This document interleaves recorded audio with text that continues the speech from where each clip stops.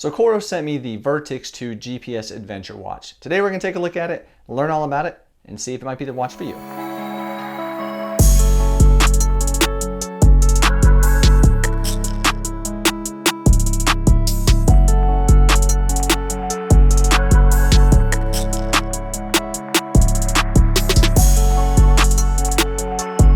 Like I said, COROS did send this to me to review. They're not going to see this, influence what I say. Like always, I give my full, complete, honest thoughts. Let's get right to it. So this is the packaging of the Vertix 2 now. It's much different than the original size. The original box from the Vertix 1 was huge. This is still pretty good size, but you know, it's definitely a bit better. Still a waterproof seal on it. So I appreciate the reduced packaging, COROS. So right away, the Vertix 2 is a big watch. You just got to get that out there. It's a big watch. But with that said, it does get pretty comfortable on the wrist as you wear it for a little while. You kind of get used to it. We're not going to lie, when I first put it on, I did think it was too big and kind of uncomfortable. I was used to wearing my COROS Apex Pro, and this just is bigger and heavier, and you can tell it on your wrist. But with that said, I did kind of grow to like it. Speaking of the size of the watch, here we can take a look at what it looks like on my wrist. This is the COROS Vertix 2 compared to the COROS Apex Pro, and now comparing it to the COROS Apex 46 and 42 and the COROS Pace 2. So you can see the sizes there. It's definitely a bigger watch. If we look at the thickness of the watch, I mean, you can see it is a pretty thick watch as well, but that's to get that amazing battery life, which we will talk about in just a minute. And the band is even a little bit bigger, a little bit thicker. The band is a silicone with quick release. I do actually really like these quick release bands on the back. You can just take your finger, take it off just like that. I mean, it is super simple. And then to put it back on, pull it down. And there you go, it's secure. So really it is truly a quick release band. Talking about that band again, it is a 26 millimeter in size versus, like, let's say the regular Vertix was 22, so it is just a little bit wider. So when you look for a band, if you want to get one like an aftermarket quick release band, just know it's a 26 millimeter size. The physical size of the watch, it is a 50.3 by 50.3 millimeters by 15.7 thickness, so it is definitely bigger than previous COROS watches. Like I said, for that amazing battery life though. And for the weight of the Vertix 2, let's throw it on the scale. Take a look here. So it comes in with the band. Mine shows up as 88 grams.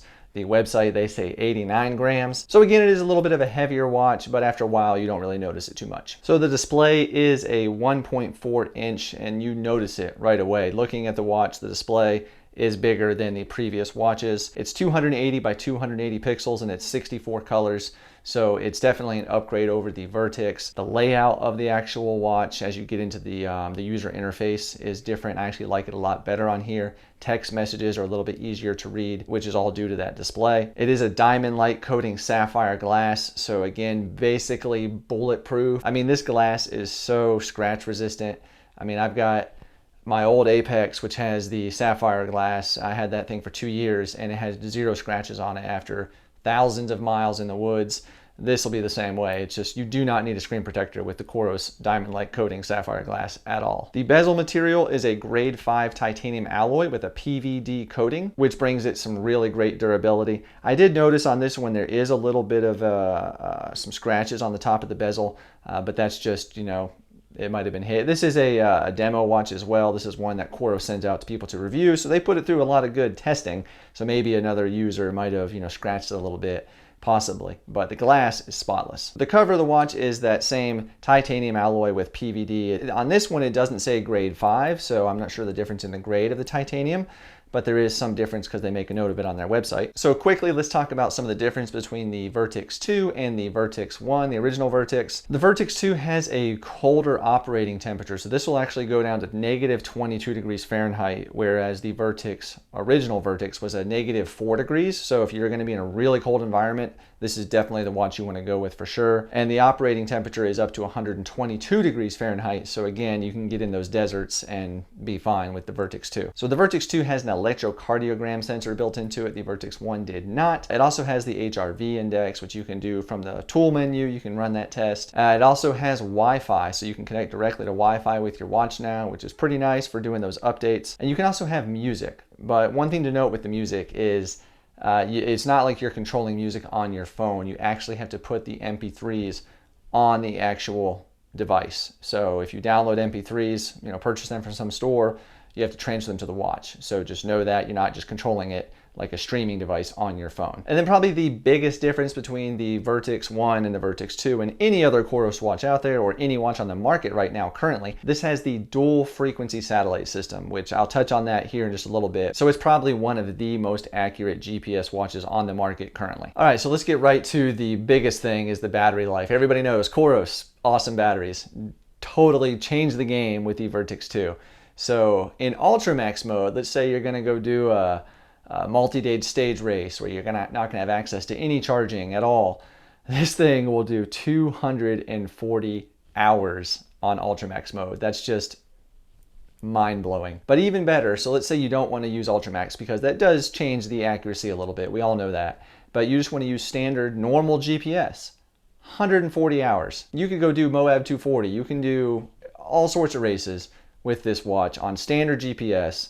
Heart rate on. It's just ridiculous. And let's say you want to do all systems on GPS. So that's going to be GPS, GLONASS, Beidou, QZSS, and Galileo.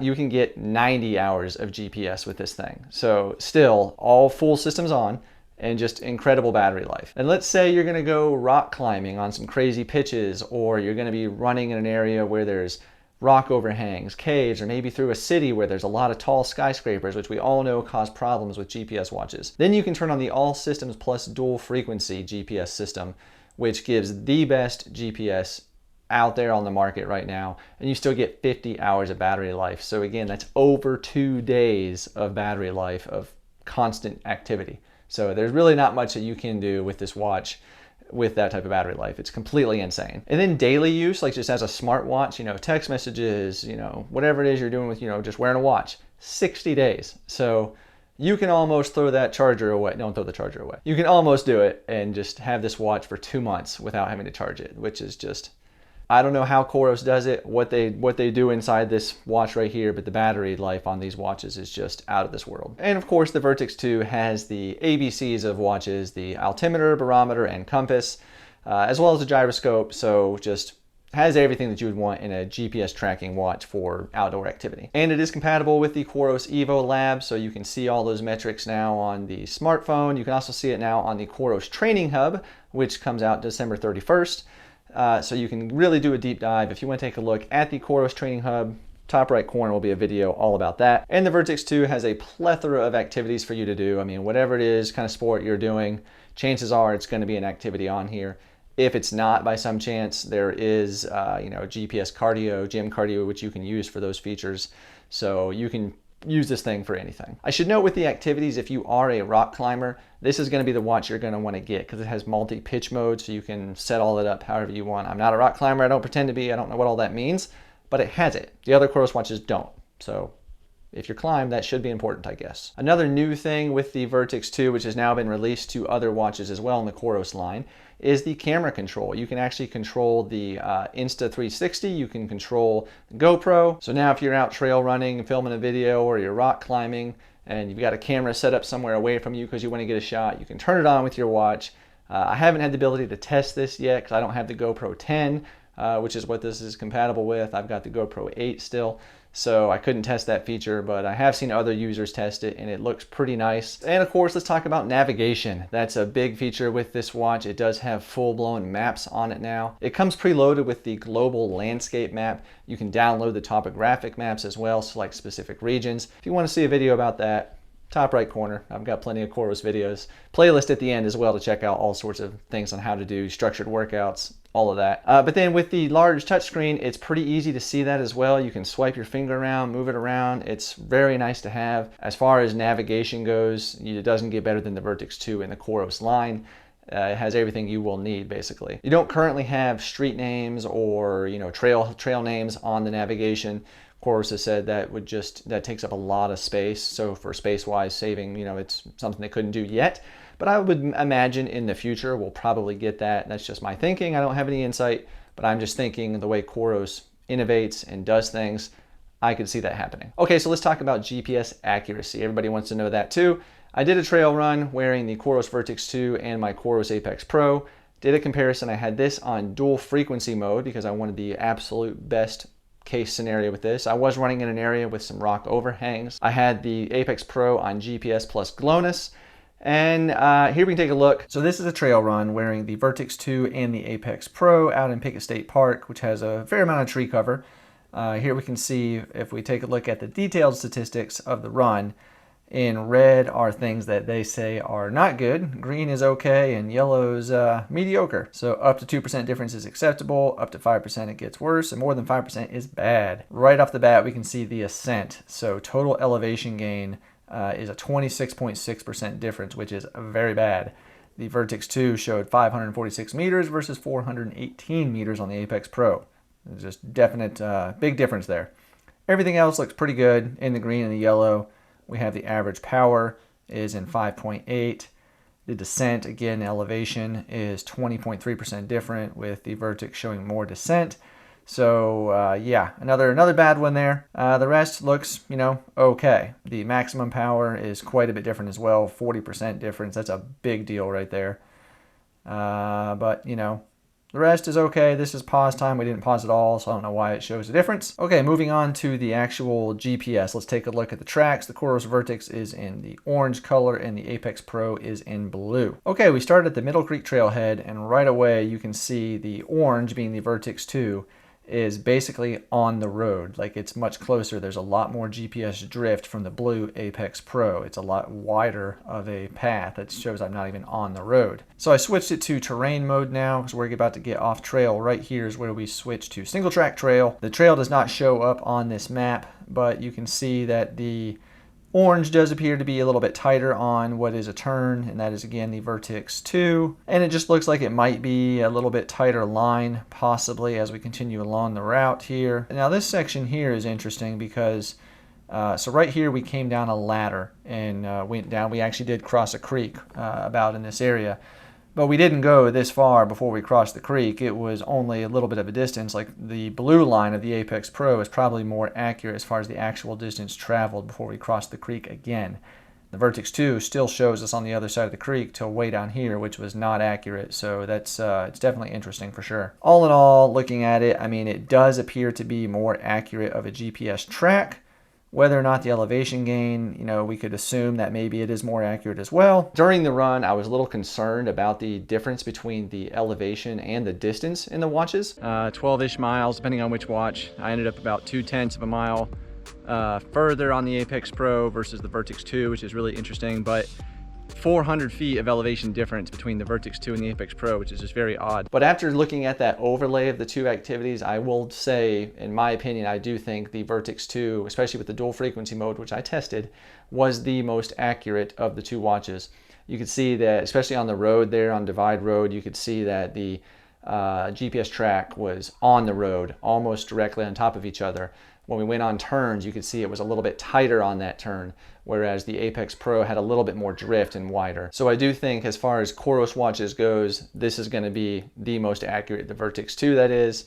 And really, as far as other watches are out there, there's no other ones currently that have dual frequency, so I don't think there's another watch yet that can compete with it. And I cannot forget to mention, there is one downside to the Vertix 2, one negative. Not sure why COROS did this, but now it is only compatible with Bluetooth sensors. So no more ANT+ sensors like, heart rate monitors, bike sensors. It must be Bluetooth only. Not sure why they did that, because there are a lot of sensors out there that are ANT+ that are still really good technology right now. So who knows? Maybe that'll change in the future, but no idea. Right now, Bluetooth only. All right, so now let's talk about price. So the COROS Vertix 2 is $700, $699 to be exact. So it's definitely not a cheap watch.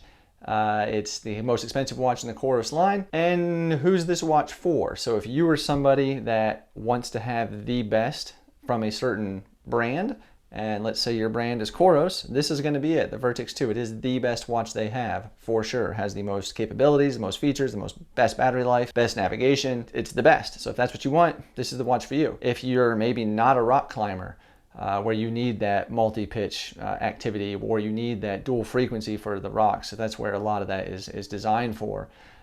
You know, the Apex Pro might be more your style, which I'll do a video coming up very soon on comparing the Vertix 2 and the Apex Pro. But bottom line, this is an amazing watch. It's top of the line from COROS. No other watches currently have the dual frequency, so I mean, this is the best in that regard for sure. But it is pricey, so you make the call if it's something you want to spend the money on. I think it's a great watch, and I think if you do buy it, you'll be very happy with it. I want to say a huge thank you to COROS for sending me the watch as well, allowing me to test it, share my honest thoughts. And if you want to take a look down below in the description, there is going to be a link to go purchase the watch. It is an affiliate link. It doesn't cost you anything, but it does help support the channel. And another way to help support the channel is click that thumbs up, give it a like, share the video with somebody else, and maybe click subscribe, and you will then see that Vertix 2 versus the Apex Pro comparison video. If you want to take a look at the full review of the Apex Pro, it's going to be right on this side here. And then on this side, of course, I'll put the playlist of COROS videos where you can check out all the different how-tos and things of that nature. So thank you for watching. I'll see you on the next one.